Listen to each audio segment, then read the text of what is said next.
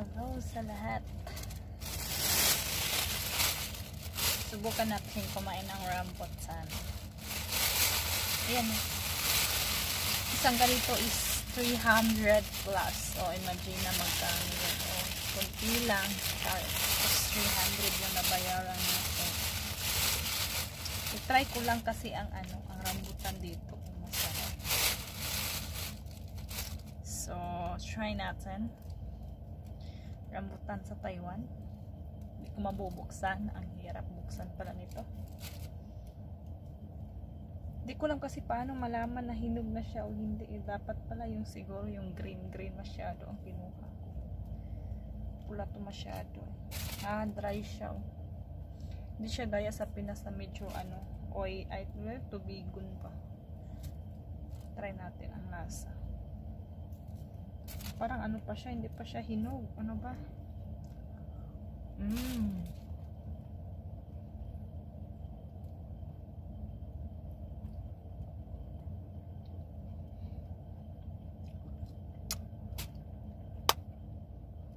Iba talaga lasa.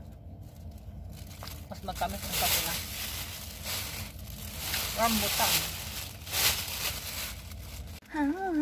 Kakain tayo ng rambutan.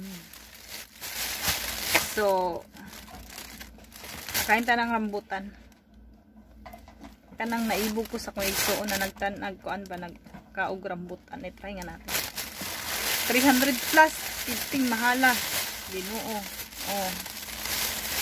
Murag hantod ng panit ani akong kaunon kay mahal kayo. So, try natin.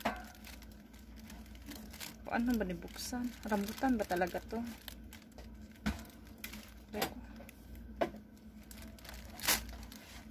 Ay, hindi pa siya hinog.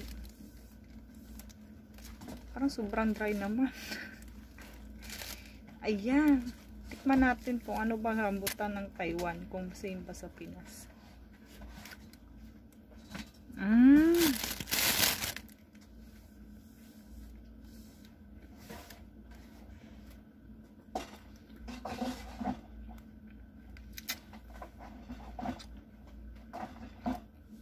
Hindi siya masyadong matamis.